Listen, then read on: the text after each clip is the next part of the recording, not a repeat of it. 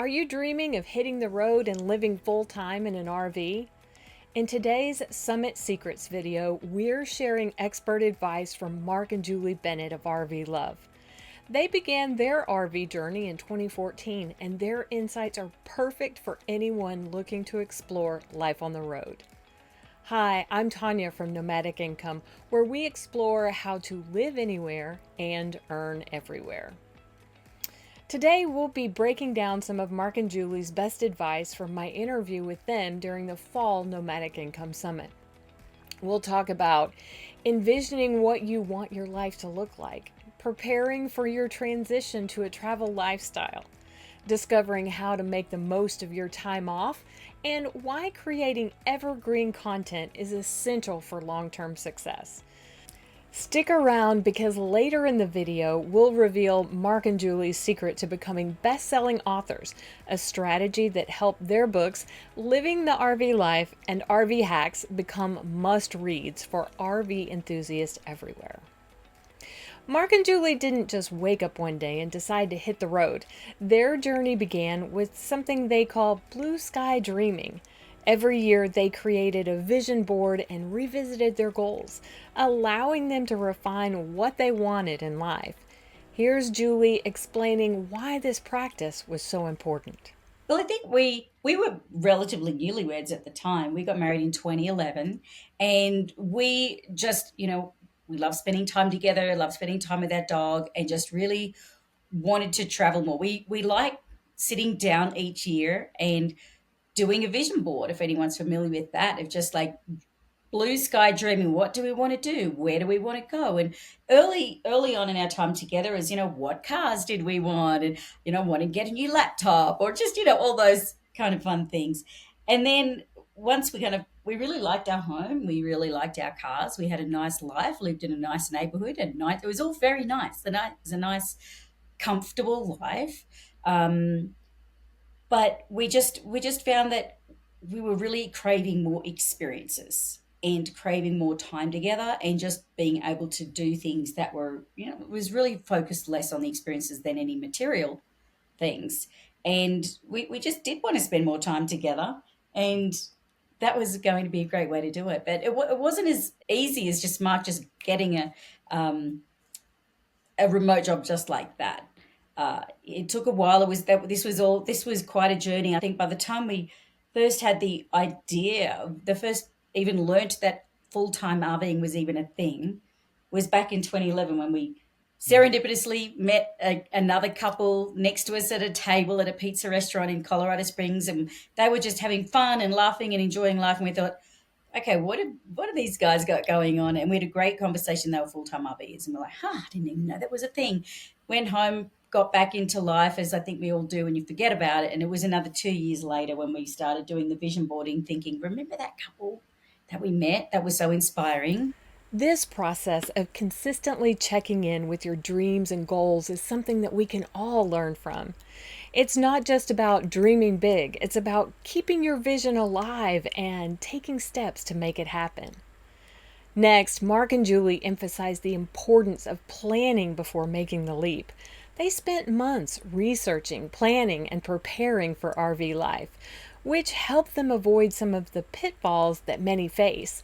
Let's hear how they approached this critical phase. There are challenges, but the more you plan and prep, the fewer the challenges you have. And Julie and I often joke about people who seem to have constant challenges in their road to the lifestyle, and it's because they don't do as much planning and preparation. But It gives you the confidence. It gives you the confidence that you can go and do it too.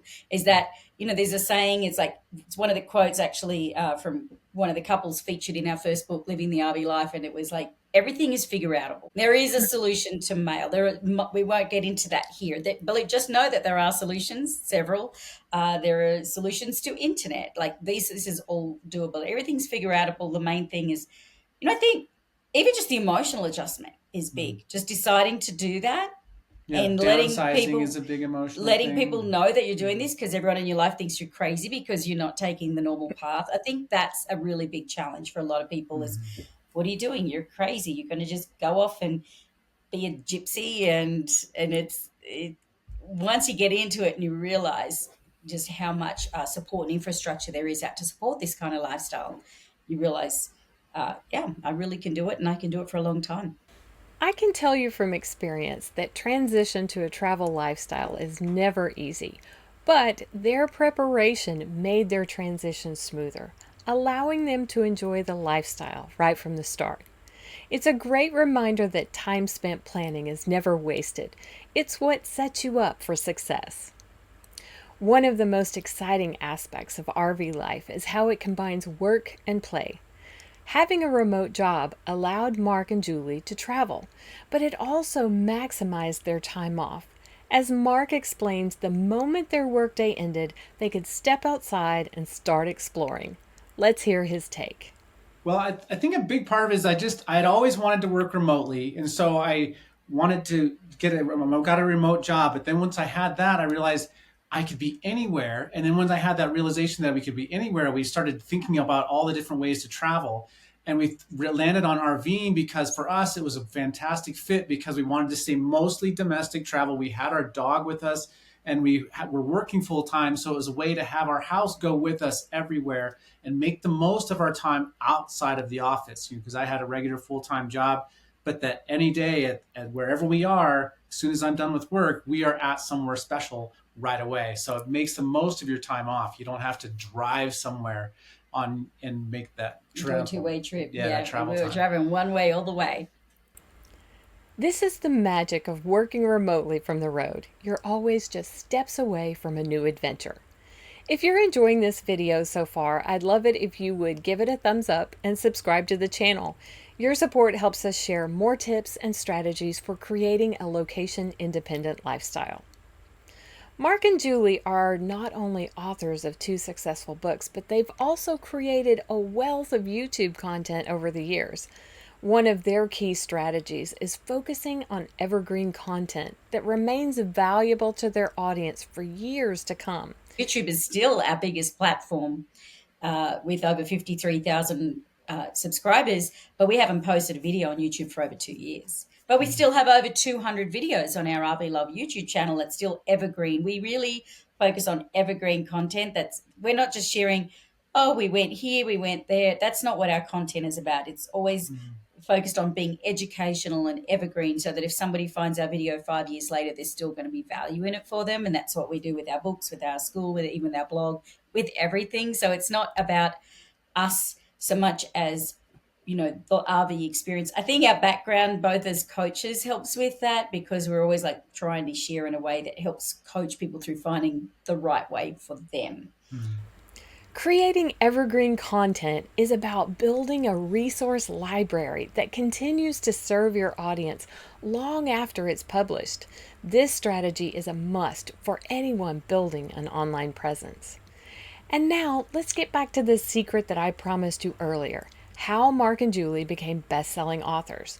Their success didn't happen by accident. It started with building an audience first. Here's Julie sharing why that step was so important.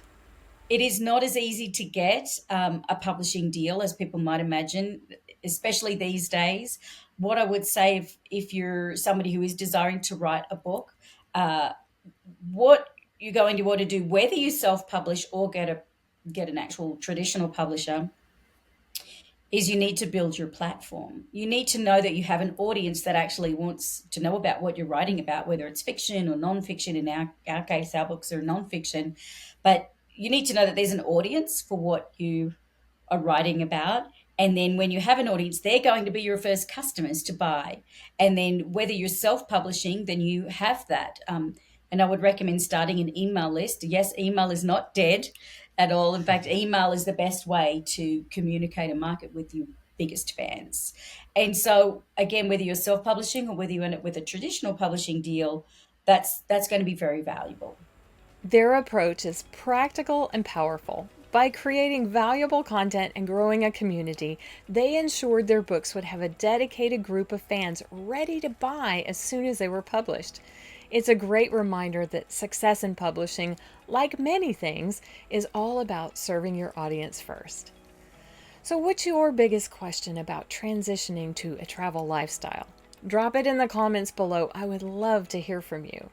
And be sure to watch the next video in the Summit Secret series where I'll share more tips from the Fall Nomadic Income Summit to help you create a location-independent lifestyle and start traveling sooner.